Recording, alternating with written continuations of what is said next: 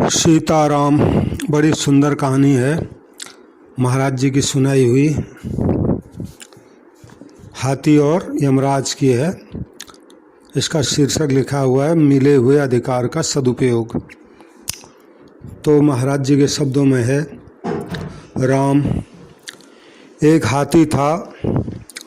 वो हाथी मर गया तो मरने के बाद धर्मराज के यहाँ पहुँचा।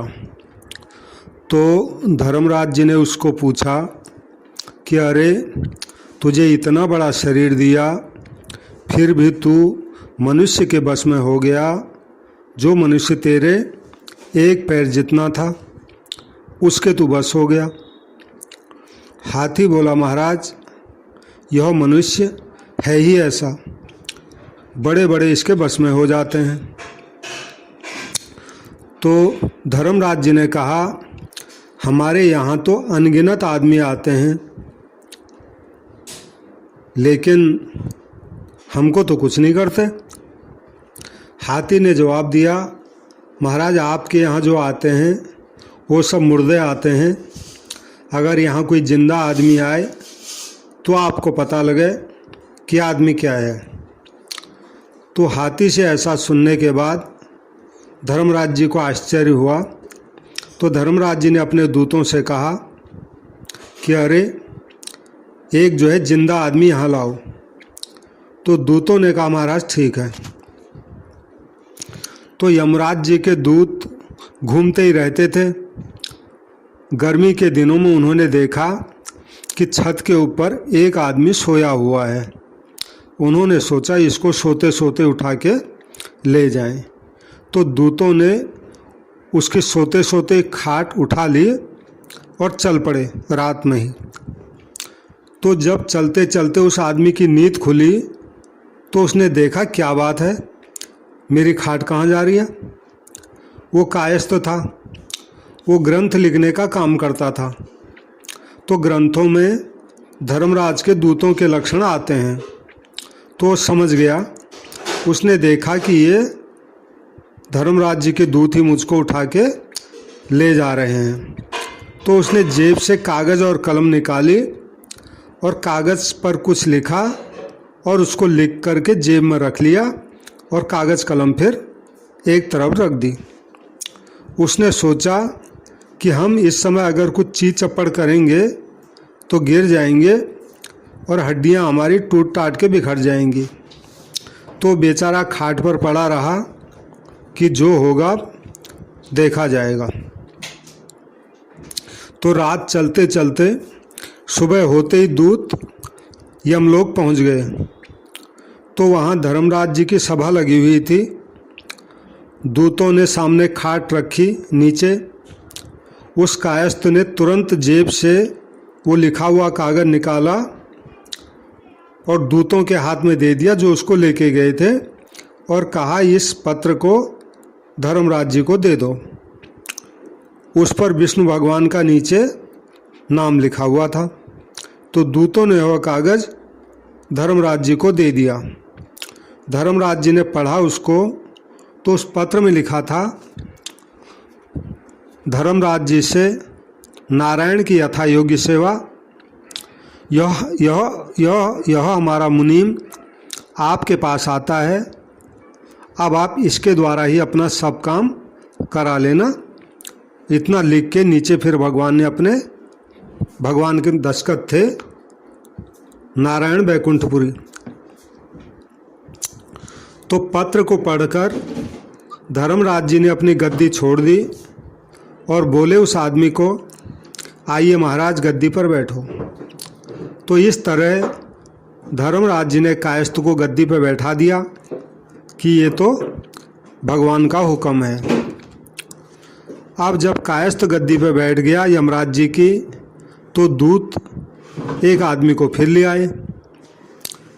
कायस्थ बोला, ये कौन है। दूत बोले, महाराज, ये तो डांका डालने वाला डाकू है। इसने बहुतों को लूट लिया, बहुतों को मार दिया। बताइए महाराज, इसको कौन सा दंड दिया जाए। कायस्थ बोला, इसको सीधा बैकुंठ भेजो। उसको बैकुंठ भेज दिया। फिर एक दूसरा मुर्दा ले आए तो यमराज जी ने पूछा, फिर ये कौन है? बोले महाराज, यह दूध बेचने वाली है, इसने पानी मिला मिलाकर दूध बेचा है, जिससे बच्चों के पेट बढ़ गए और वे बीमार हो गए। बताइए इसका क्या करें? अरे इसको भी बैकुंठ भेजो। तो उसको भी बैकुंठ भेज दिया। फिर अगला लाए, बोले ये कौन है? बोले महाराज, यह झूठी गवाही देकर बेचारे लोगों को फंसाया करता है, बोलो इसका क्या किया जाए? यमराज जी बोले, अरे पूछते क्या हो बार बार, सीधे बैकुंठ भेजो। तो उसको भी बैकुंठ भेज दिया। अब वहाँ जो भी आए, व्यभिचारी आए, पापी आए, हिंसा करने वाला आए, कोई भी आए, बस महाराज जी की एक ही आज्ञा है, बैकुंठ भेजो, बैकुंठ भेजो बस। अब धर्मराज क्या करें?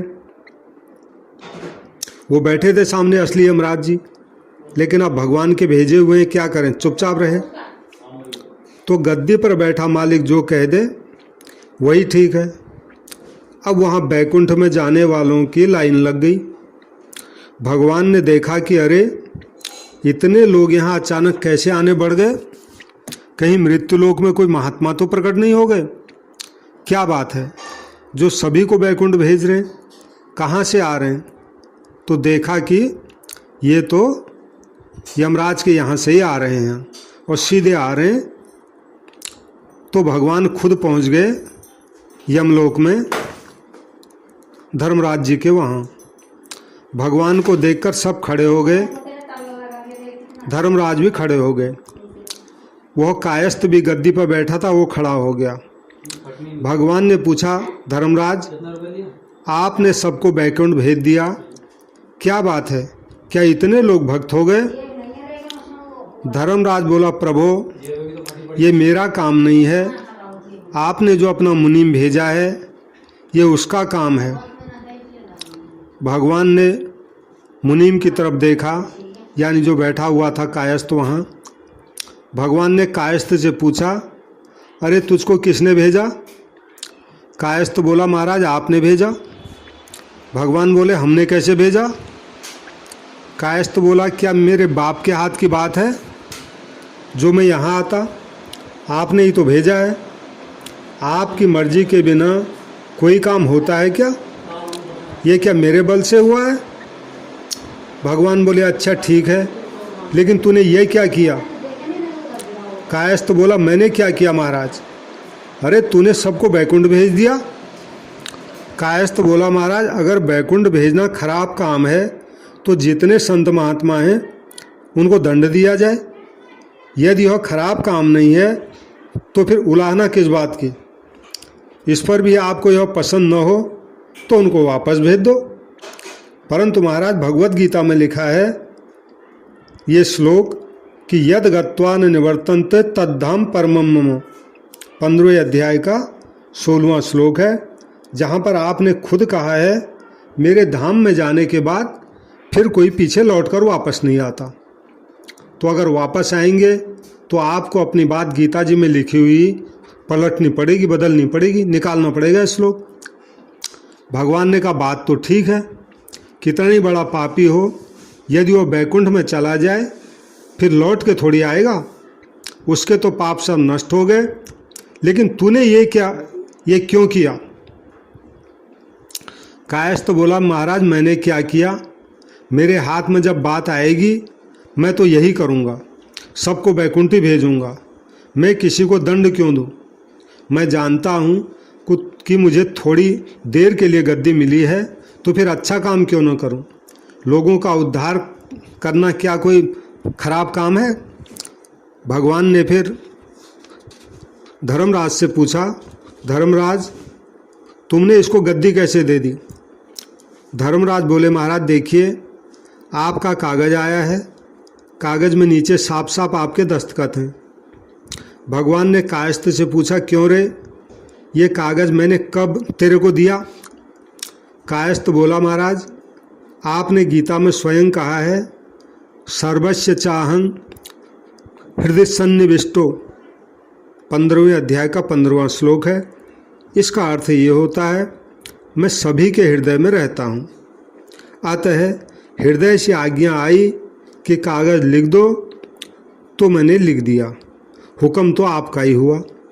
यदि आप इसको मेरा मानते हैं तो गीता जी में से उपरयुक्त बात को आप निकाल दीजिए। भगवान ने कहा अच्छा ठीक है। धर्मराज से पूछा, अरे धर्मराज क्या बात है, तू बता ये कैसा आया। धर्मराज बोले, महाराज कैसे क्या आया, आपका पत्र ले आया। फिर दूतों से पूछा कि ये बात सब कैसे हुई, क्योंकि तुम ही इसको लेके आए थे। तो दूत बोले, महाराज आपने ही तो एक दिन कहा था कि एक जिंदा आदमी यहाँ लेके आओ। धर्मराज बोले, तो क्या ये वही आदमी है? अरे जब लेके आए थे तो कम से कम पहले इसका परिचय तो कराते। दूत बोले, महाराज हम क्या परिचय कराते, आपने तो कागज़ लिया और इसको गद्दी पर बैठा दिया। हमने सोचा कि परिचय हुआ होगा पहले से, फिर हमारी हिम्मत आपके आगे बोलने की कैसे होती। अब हाथी जिसने कहा था कि अगर जिंदा आदमी यहाँ आए तो आपका पता पड़े, वो वहाँ खड़ा खड़ा सब देख रहा था और हंस रहा था। बोला, महाराज जयराम जी की, आपने कहा था कि तू कैसे आदमी के बस में हो गया, इतना बड़ा शरीर पाकर। मैं क्या बस में हो गया, बस में तो धर्मराज ही हो गए और भगवान भी हो गए। महाराज ये काले माथे वाला आदमी बड़ा विचित्र है महाराज, यह चाहे तो बड़ी उथल पुथल कर दे, यह तो खुद ही संसार में फंस गया। भगवान बोले, अच्छा जो हुआ सो हुआ, अब तू नीचे चला जा। कायस्थ बोला, महाराज गीता जी में आपने कहा है, मामुपेत्य तु पुनर्जन्म, मामुपेत्य तु कौन्तेय पुनर्जन्म न विद्यते। 8वें अध्याय का 16वां श्लोक है ये, कि मेरे को प्राप्त होकर फिर पुनर्जन्म नहीं होता किसी का। तो बताएं महाराज, मैं आपको प्राप्त हुआ कि नहीं हुआ, मुझे आप वापस भेज रहे हो फिर? भगवान बोले, अच्छा भाई अब तू चल मेरे साथ। तो कायस्थ बोले, महाराज मैं ही क्यों चलूं, हाथी पीछे क्यों रहेगा बेचारा, इसी की कृपा से तो मैं यहाँ आया, तो इसको भी साथ में ले चलो। तो हाथी बोला, महाराज अगर मैं जाऊँगा तो मेरे बहुत से भाई यहाँ नरकों में बैठे हैं, तो इनको भी साथ लो। भगवान बोले, चलो भाई सबको ले लो। तो भगवान के आने से हाथी का भी कल्याण हो गया, कायस्थ का भी कल्याण हो गया, और अन्य जितने जीव वहाँ थे सभी का कल्याण हो गया, सभी वैकुंठ चले गए। तो यह कहानी तो कल्पित है, पर इसका सिद्धांत पक्का है कि अपने हाथ में अगर कोई अधिकार आए तो सबका भला करो, जितना कर सको उतना भला करो, अपनी तरफ से किसी का बुरा मत करो, किसी को दुख मत दो। गीता का सिद्धांत है सर्वभूत हिते रता, 5वें अध्याय का 25वां और 12वें अध्याय के 4थे श्लोक में 2 जगह ये बात आई है, सर्वभूत हिते रता, यानी प्राणी मात्र के हित में प्रीति हो। अधिकार हो, पद हो, ये थोड़े ही दिन रहने वाला है, सदा रहने वाला नहीं है। इसलिए सबके साथ अच्छे से अच्छा बर्ताव करो। सीताराम सीताराम सीताराम।